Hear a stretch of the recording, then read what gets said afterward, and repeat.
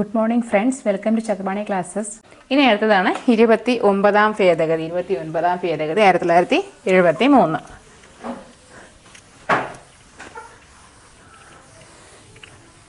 29ാം ഭേദഗതി 1973.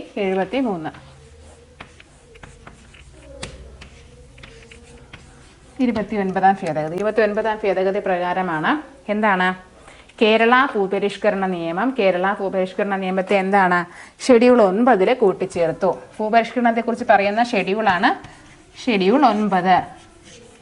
ഷെഡ്യൂൾ 9ലാണ് ഭൂപരിഷ്കരണ നിയമത്തെക്കുറിച്ച് പറയുന്നത്. ഈ ഷെഡ്യൂൾ 9 കൂട്ടിച്ചേർക്കുന്നത് എന്നാണ് 1951. അതുവരെ ആദ്യം ഭരണഘടന രൂപീകരിക്കുന്ന സമയത്ത് എത്ര ഷെഡ്യൂൾ ഉണ്ടായിരുന്നു? 8 ഷെഡ്യൂളേ ഉണ്ടായിരുന്നുള്ളൂ. ഇപ്പോൾ എത്ര എണ്ണം ഉണ്ട്? 12 ഷെഡ്യൂളുണ്ട്. ഇതിൽ 9ാമത്തെ ഷെഡ്യൂൾ കൂട്ടിച്ചേർക്കുന്നത് 1951. ഈ 51 പറയുന്നത് ഭൂപരിഷ്കരണ നിയമത്തെക്കുറിച്ചാണ്. ഷെഡ്യൂൾ 9 പറയുന്നത്.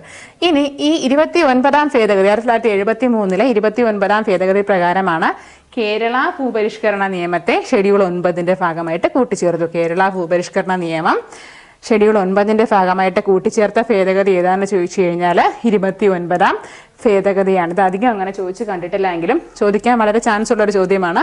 29ാം ഭേദഗതി 1973 കേരള ഭൂപരിഷ്കരണ നിയമം ഷെഡ്യൂൾ 9 ഭാഗമായിട്ട് ചേർത്തത് ഏതാണെന്ന് ചോദിച്ചു കഴിഞ്ഞാൽ 29ാം ഭേദഗതി പ്രകാരമാണ് 1973.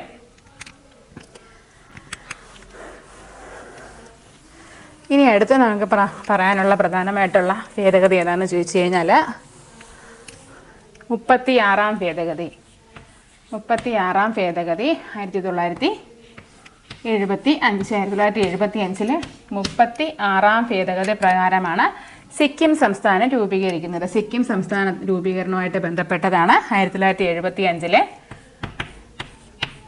36ാം ഭേദഗതി. സിക്കിം സംസ്ഥാന രൂപീകരണം 1975 സിക്കിം സംസ്ഥാനം രൂപീകരിക്കുന്നത്. അതുമായിട്ട് ബന്ധപ്പെട്ട ഭേദഗതിയാണ് 36ാം ഭേദഗതി. ഇനി സിക്കിമിന് പ്രത്യേക പദവി നൽകുന്ന ആർട്ടിക്കിളാണ് ആർട്ടിക്കിൾ 371F.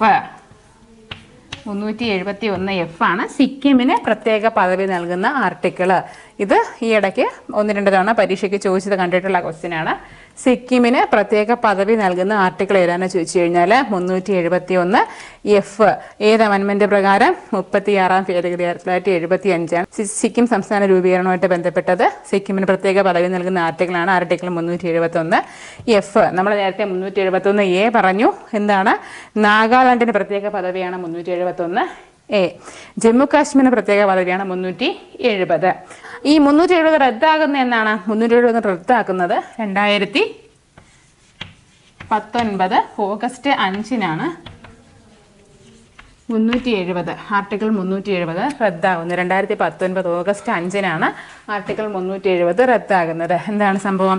2019 ഒക്ടോബർ 31-നാണ് എന്താണ് ജമ്മു കാശ്മീർ പുനഃസംഘടനാ നിയമം വരുന്നത്. 2019 ഒക്ടോബർ 31-നാണ് ജമ്മു കാശ്മീർ പുനഃസംഘടനാ നിയമം വരുന്നത്. ഇത് പ്രകാരം ജമ്മു കാശ്മീർ സംസ്ഥാനമില്ല, പകരം എന്തായിട്ട് മാറി? ജമ്മു എന്നും ലഡാക്ക് എന്നും 2 കേന്ദ്രഭരണ പ്രദേശമായിട്ട് മാറി. ജമ്മു കാശ്മീർ നിന്നും ലഡാക്ക് എന്നും 2 കേന്ദ്രഭരണ പ്രദേശങ്ങളാക്കി മാറ്റുന്നതാണ് 2019 ഒക്ടോബർ 31-നുള്ള ജമ്മു കാശ്മീർ പുനഃസംഘടനാ നിയമപ്രകാരം. ഇത് വേണ്ടിയിട്ടാണ് 2019 ഓഗസ്റ്റ് 5-ന് ആർട്ടിക്കിൾ 370 ജമ്മു കാശ്മീരിന് പ്രത്യേക പദവി നൽകുന്ന 370 റദ്ദാകുന്നത്. അതുപോലെ ഈ 2019 ഒക്ടോബർ 31 പറഞ്ഞപ്പോഴാണ് വേറൊരു ഡേറ്റ് 2020 ജനുവരി 26. എന്താ പ്രത്യേകത? ഈ 2020 ജനുവരി 26-നാണ് എന്താണ് ദാദ്ര നഗർ ഹവേലി ദാമൻ ആൻഡ് ദിയു പുനഃസംഘടന വരുന്നത്. ദാദ്ര നഗർ ഹവേലി ദാമൻ ആൻഡ് ദിയു പുനഃസംഘടന വരുന്നത് 2020 ജനുവരി 26-നാണ്. ദാദ്ര നഗർ ഹവേലി ദാമൻ ആൻഡ് ദിയു 2 കേന്ദ്രഭരണ പ്രദേശങ്ങളായിരുന്നു. അങ്ങനെ ഇതിനെ രണ്ടിനെയും കൂടെ യോജിപ്പിച്ച് ഒറ്റ കേന്ദ്രഭരണ പ്രദേശമായിട്ട് വരുന്നതാണ് 2020 ദാദ്ര നഗർ ഹവേലി ദാമൻ ആൻഡ് ദിയു. മൊത്തം എത്ര കേന്ദ്രഭരണ പ്രദേശങ്ങളുണ്ട്? 8 കേന്ദ്രഭരണ പ്രദേശങ്ങളും എത്ര സംസ്ഥാനങ്ങൾ? 28 സംസ്ഥാനങ്ങളും ഉണ്ട്.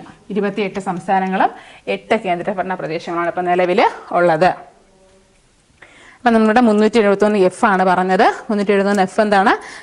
സിക്കിമിന് പ്രത്യേക പദവി നൽകുന്ന ആർട്ടിക്കിളാണ് ആർട്ടിക്കിൾ 371F. 36ാം ഭേദഗതി 1975 പ്രകാരമാണ് സിക്കിം സംസ്ഥാനം രൂപീകരിക്കുന്നത്. ഇനി നമുക്ക് അടുത്ത് പറയാനുള്ളത് മിക്കവാറും എല്ലാ ക്വസ്റ്റ്യൻ പേപ്പറിലും കണ്ടിട്ടുള്ള 2 ഭേദഗതികളും കൂടെ ഉണ്ട്. 42ഉം 44ഉം. 42ാം ഭേദഗതി ഏത് വർഷമാണ്? 1976 42ാം ഭേദഗതി. ഈ 42ാം ഭേദഗതി എന്തെന്നറിയപ്പെടുന്നു? മിനി കോൺസ്റ്റിറ്റ്യൂഷൻ എന്നറിയപ്പെടുന്നു. 42ാം ഭേദഗതിയാണ് മിനി കോൺസ്റ്റിറ്റ്യൂഷൻ എന്നറിയപ്പെടുന്നത്. 1976 സ്വരൺ സിംഗ് കമ്മിറ്റി റിപ്പോർട്ട് പ്രകാരമാണിത് വരുന്നത്.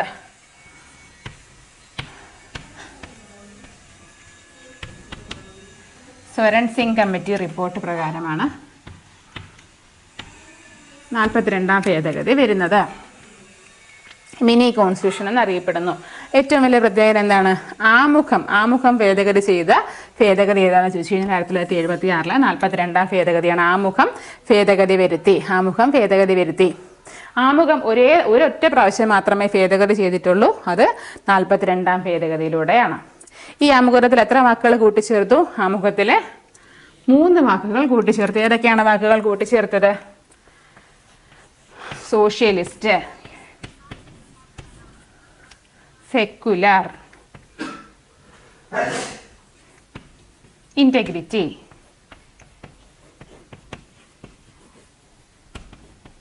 Socialist, secular, integrity. ഇതിലൊന്ന് ശ്രദ്ധിച്ചില്ല എന്നുണ്ടെങ്കിൽ ഇതിൽ കുറച്ചൊരു പ്രശ്നമാവും.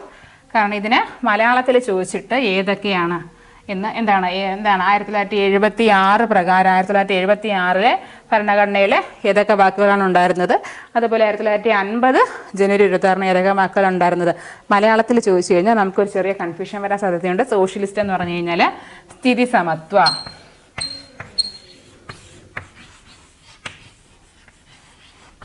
സമത്വം, സെക്യുലർ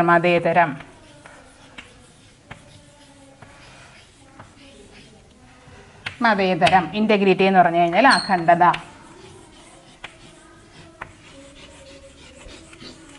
ഇങ്ങനെ 3 വാക്കുകളാണ് 42ാം ഭേദഗതി പ്രകാരം ആമുഖത്തിൽ കൂട്ടിച്ചേർത്തത്. ഇപ്പൊ ആമുഖം എന്താണ്?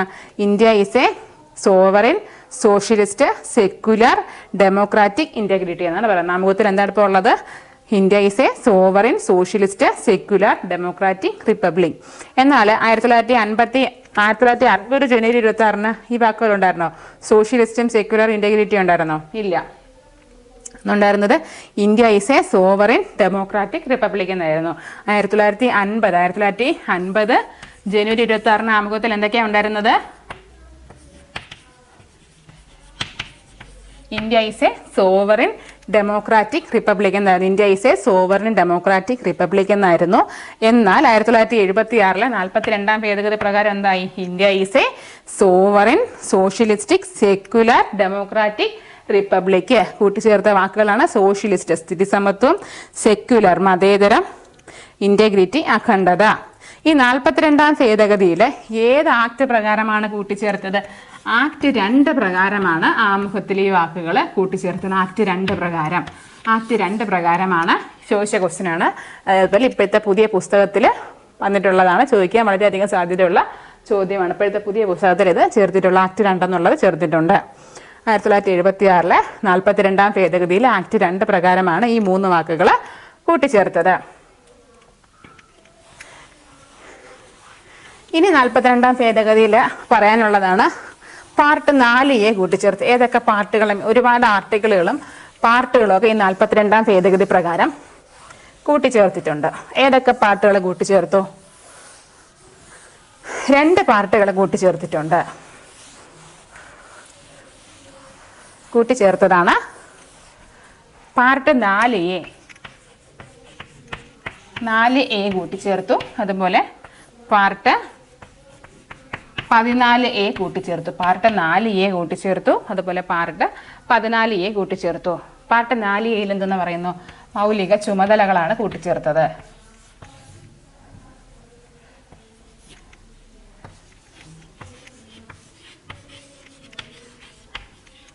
മൗലിക ചുമതലയാണ് പാർട്ട് 4A പറയുന്നത്. പാർട്ട് 4A കൂട്ടിച്ചേർക്കുന്നത് 42ാം ഭേദഗതി 1976 42ാം ഭേദഗതി പ്രകാരമാണ്. ഇനി പാർട്ട് 14A പറയുന്നത് ട്രൈബ്യൂണലുകളെ കുറിച്ചാണ് പറയുന്നത്. പാർട്ട് 14A പറയുന്നത് ട്രൈബ്യൂണലുകളെ കുറിച്ചാണ്. അഡ്മിനിസ്ട്രേറ്റീവ് ട്രൈബ്യൂണലിനെ കുറിച്ച് പറയുന്ന ആർട്ടിക്കിളാണ് 14A 323A. 14A ട്രൈബ്യൂണലുകളെ കുറിച്ച് പറയുന്നു. എന്നാൽ അഡ്മിനിസ്ട്രേറ്റീവ് ട്രൈബ്യൂണലിനെ കുറിച്ച് പറയുന്ന ആർട്ടിക്കിളാണ് ആർട്ടിക്കിൾ 323A. അപ്പോൾ ആർട്ടിക്കിൾ 323B എന്താ?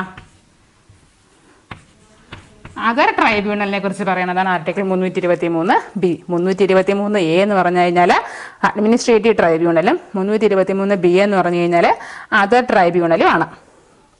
ഇപ്പം 2 പാർട്ടുകളെ കൂട്ടിച്ചേർത്ത് പാർട്ട് 4A പാർട്ട് 14A. ഈ പാർട്ട് 4A ഭാഗമായിട്ട് ഏത് ആർട്ടിക്കിളാണ് കൂട്ടിച്ചേർത്തത്? 51A കൂട്ടിച്ചേർത്തു.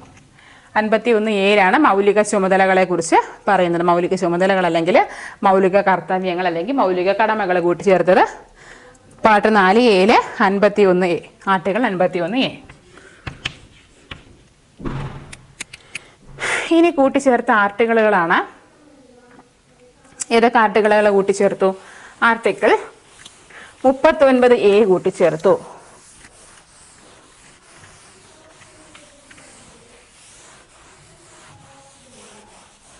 കൂട്ടിച്ചേർത്ത ആർട്ടിക്കിളാണ് ആർട്ടിക്കിൾ 39A. 39A എന്താ പറയുന്നത്? തുല്യനീതി, സൗജന്യ നിയമസഹായം. 39A പറയുന്നതാണ് തുല്യനീതിയും സൗജന്യ നിയമസഹായം. തുല്യനീതി, സൗജന്യ നിയമസഹായം. അതുപോലെ 43A. 43A എന്ന് പറഞ്ഞു കഴിഞ്ഞാൽ സ്വകാര്യ വ്യവസായശാലകളിലെ മാനേജ്മെന്റുകളിൽ തൊഴിലാളികളുടെ പങ്കാളിത്തം. 43A പറയുന്നത് സ്വകാര്യ വ്യവസായശാലകളിലെ മാനേജ്മെന്റുകളിലെ തൊഴിലാളികളുടെ പങ്കാളിത്തത്തെ കുറിച്ച് പറയുന്നതാണ് ആർട്ടിക്കിൾ 43A. ഇനി അടുത്ത് കൂട്ടിച്ചേർത്തതാണ് ആർട്ടിക്കിൾ 48A. ആർട്ടിക്കിൾ 48A എന്താ പറയുന്നത്? പരിസ്ഥിതി സംരക്ഷണവുമായിട്ട് ബന്ധപ്പെട്ട് പറയുന്നതാണ് ആർട്ടിക്കിൾ 48A. പരിസ്ഥിതി സംരക്ഷണത്തെ കുറിച്ച് പറയുന്നതാണ് ആർട്ടിക്കിൾ 48A. അപ്പം 39A തുല്യനീതി, സൗജന്യ നിയമസഹായം. 43A സ്വകാര്യ വ്യവസായശാലകളിലെ മാനേജ്മെന്റുകളിൽ തൊഴിലാളികളുടെ പങ്കാളിത്തം. 48A എന്താണ്? പരിസ്ഥിതി സംരക്ഷണം. ഇനി പറഞ്ഞു 51A എന്താണ്? മൗലിക ചുമതലകൾ കൂട്ടിച്ചേർത്തു. മൗലിക ചുമതലകൾ കൂട്ടിച്ചേർത്തു. ഈ 42ാം ഭേദഗതി പ്രകാരമാണ് സ്റ്റേറ്റ് ലിസ്റ്റിൽ നിന്ന് 5 വിഷയങ്ങൾ എന്ത് ചെയ്തു? കൺകറന്റ് ലിസ്റ്റിലേക്ക് മാറ്റി. സ്റ്റേറ്റ് ലിസ്റ്റിൽ നിന്ന് 5 വിഷയങ്ങളെ എന്തിലോട്ട് മാറ്റി? കൺകറന്റ് ലിസ്റ്റിലേക്ക് മാറ്റി. സ്റ്റേറ്റ് ലിസ്റ്റിൽ നിന്ന് 5 വിഷയങ്ങളെ കൺകറന്റ് ലിസ്റ്റിലേക്ക് മാറ്റിയത് 42ാം ഭേദഗതി പ്രകാരമാണ്. ഏതൊക്കെയാണ് മാറ്റിയത്? വിദ്യാഭ്യാസം, വനം, വന്യജീവി, പിന്നെ അതുപോലെ അളവുകളും തൂക്കങ്ങളും, ചെറിയ കോടതികളുടെ ഭരണം. ഏതൊക്കെയാണ്? വിദ്യാഭ്യാസം, വനം, വന്യജീവി, അളവുകളും തൂക്കങ്ങളും, ചെറിയ കോടതികളുടെ ഭരണം. ഇങ്ങനെ 5 കാര്യങ്ങൾ എന്താണ്? സ്റ്റേറ്റ് ലിസ്റ്റിൽ നിന്ന് കൺകറന്റ് ലിസ്റ്റിലേക്ക് മാറ്റി. ഏത് പ്രകാരം? 42ാം ഭേദഗതി 1976 പ്രകാരം. ലിസ്റ്റുകളെ കുറിച്ച് പറയുന്ന ഷെഡ്യൂൾ ഏതാണ്? ഷെഡ്യൂൾ 7 ലിസ്റ്റുകളെ കുറിച്ച് പറയുന്നത്. ഷെഡ്യൂൾ 7 ലിസ്റ്റുകളെ കുറിച്ച് പറയുന്നത്. ഏതൊക്കെ ലിസ്റ്റ് ഉണ്ട്? യൂണിയൻ ലിസ്റ്റ് ഉണ്ട്, സ്റ്റേറ്റ് ലിസ്റ്റ് ഉണ്ട്, കൺകറന്റ് ലിസ്റ്റ് ഉണ്ട്. യൂണിയൻ ലിസ്റ്റ് ഉണ്ട്, സ്റ്റേറ്റ് ലിസ്റ്റ് ഉണ്ട്, കൺകറന്റ് ലിസ്റ്റ് ഉണ്ട്. യൂണിയൻ ലിസ്റ്റും സ്റ്റേറ്റ് ലിസ്റ്റും കടമെടുത്തത് കാനഡയിൽ നിന്നാണ്. യൂണിയൻ ലിസ്റ്റും സ്റ്റേറ്റ് ലിസ്റ്റ് കാനഡ, എന്നാൽ concurrent list Australia. Concurrent list Australia. എന്നാൽ ഈ 3 ലിസ്റ്റ്, യൂണിയൻ ലിസ്റ്റിലും സ്റ്റേറ്റ് ലിസ്റ്റിലും കൺകറന്റ് ലിസ്റ്റിലും വരാത്ത വിഷയങ്ങളെ നിയമം പാസ്സാക്കുന്നത് ആരാണ്? Parliament. Union list, state list, concurrent ലിസ്റ്റിൽ ഉൾപ്പെടാത്ത വിഷയങ്ങളിൽ നിയമം പാസ്സാക്കാനുള്ള അധികാരം പാർലമെന്റ് നൽകുന്ന ഒരു ആർട്ടിക്കിൾ ഉണ്ട്. ആർട്ടിക്കിൾ 248. ആർട്ടിക്കിൾ 248. ആർട്ടിക്കിൾ 248 പ്രകാരമാണ് റെസിജറി പവേഴ്സിൽ നിയമം പാസ്സാക്കാനുള്ള അധികാരം ആർക്കാണ്? പാർലമെന്റിനാണ്. ആർട്ടിക്കിൾ 248. അപ്പം 5 വിഷയങ്ങൾ എങ്ങോട്ട് മാറ്റി? കൺകറന്റ് ലിസ്റ്റിലേക്ക് മാറ്റി. പിന്നെ എന്ത് മാറ്റം വന്നത്? 42ാം ഭേദഗതി പ്രകാരം. 42ാം ഭേദഗതി പ്രകാരമാണ് എന്താണ്? ലോക്സഭയുടെ കാലാവധി 5 വർഷത്തിൽ നിന്ന് 6 വർഷമായി ഉയർത്തി. ലോക്സഭയുടെ കാലാവധി 5 വർഷത്തിൽ നിന്ന് 6 വർഷമായിട്ട് ഉയർത്തി. ലോക്സഭയുടെ കാലാവധി 5 വർഷത്തിൽ നിന്ന് 6 വർഷമായിട്ട് ഉയർത്തി. ഏത് പ്രകാരമാണ്? 42ാം ഭേദഗതി പ്രകാരമാണ്. ഇനി വന്ന മറ്റൊരു പ്രത്യേകതയാണ് എന്താണ്? കോടതികളുടെ ജുഡീഷ്യൽ റിവ്യൂ പവറിന് നിയന്ത്രണങ്ങൾ കൊണ്ടുവന്നു. ജുഡീഷ്യൽ റിവ്യൂ എന്താണ്? ലോക്സഭയും സംസ്ഥാന നിയമസഭകളും പാസ്സാക്കുന്ന നിയമങ്ങൾ ഭരണഘടനാ വിരുദ്ധമാണോ അല്ലെങ്കിൽ ഇന്നുള്ള നിലവിലുള്ള സംവിധാനങ്ങൾക്ക് അനുയോജ്യമായിട്ടുള്ള രീതിയിലാണ് ആ നിയമങ്ങൾ നിലനിൽക്കുന്നത് എന്ന് പരിശോധിക്കാനുള്ള കോടതികളുടെ അധികാരമാണ് എന്ത്? ജുഡീഷ്യൽ റിവ്യൂ എന്ന് പറയുന്നത്. ഈ ജുഡീഷ്യൽ റിവ്യൂയുടെ ആർട്ടിക്കിളാണ് ആർട്ടിക്കിൾ 12 ജുഡീഷ്യൽ റിവ്യൂ. ഇനി ഇത് പ്രകാരമാണ് എന്താണ് ജുഡീഷ്യൽ റിവ്യൂവിന് എന്ത് നിയന്ത്രണങ്ങൾ കൊണ്ടുവന്ന ഏത് പ്രകാരമാണ്? 42ാം ഭേദഗതി പ്രകാരം. 1976 42ാം ഭേദഗതി പ്രകാരമാണ് ജുഡീഷ്യൽ റിവ്യൂവിന് നിയന്ത്രണങ്ങൾ കൊണ്ടുവന്നത്. ജുഡീഷ്യൽ റിവ്യൂ കടമെടുത്തത് അമേരിക്കയിൽ നിന്നാണ് ജുഡീഷ്യൽ റിവ്യൂ കടമെടുത്തത്. ഇത്രയും പറഞ്ഞു. ഇനി അടുത്തത് ഈ 42ാം ഭേദഗതി നിലവിൽ വരുന്ന എന്നാണ്? 1977 ജനുവരി 3-നാണ്. ഈ 42ാം ഭേദഗതി നിലവിൽ വരുന്നത്. 1977 ജനുവരി 3-നാണ്. അത് നിലവിൽ വരുന്നത്. മിനി കോൺസ്റ്റിറ്റ്യൂഷൻ എന്നറിയപ്പെടുന്നു. പിന്നെ അതുപോലെ ആമുഖത്തിലെ മാറ്റങ്ങൾ വന്ന ആമുഖം ഭേദഗതി ചെയ്തത് 1976 42ാം ഭേദഗതി പ്രകാരമാണ്. അതുപോലെ 5 വിഷയങ്ങൾ യൂണിയൻ സ്റ്റേറ്റ് ലിസ്റ്റിൽ നിന്ന് കൺകറന്റ് ലിസ്റ്റിലേക്ക് മാറ്റി. പിന്നെ അതുപോലെ ജുഡീഷ്യൽ റിവ്യൂവിലെ നിയന്ത്രണങ്ങൾ കൊണ്ടുവന്നു. പിന്നെ ലോക്സഭയുടെ കാലാവധി 5-ൽ നിന്ന് 6 ഉയർത്തി. ഇതാണ് 42ാം ഭേദഗതി. ഇത്രയും കാര്യങ്ങളാണ് 42ാം ഭേദഗതിയിൽ പറഞ്ഞത്. ഇനി അടുത്തതാണ് നമുക്ക് 44ാം ഭേദഗതി. 44ാം ഭേദഗതി 1978.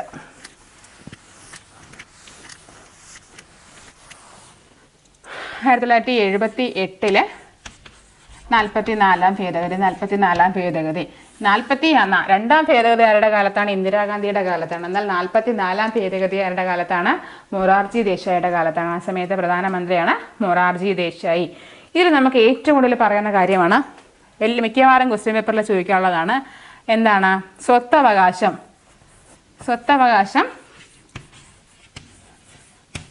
നിയമവകാശമായിട്ട് മാറ്റി. സ്വത്തവകാശത്തെ മൗലിക അവകാശങ്ങളിൽ നിന്ന് മാറ്റി എന്തായിട്ട് മാറ്റി? നിയമ അവകാശമാക്കി മാറ്റിയത് 1978 44ാം ഭേദഗതി പ്രകാരമാണ്. സ്വത്തവകാശത്തെ നിയമ അവകാശമാക്കി മാറ്റിയത്. ഇപ്പൊ എവിടെയാണ്? പാർട്ട് 12 ആർട്ടിക്കിൾ 300A ഇപ്പൊ സ്വത്തവകാശം ഉള്ളത്.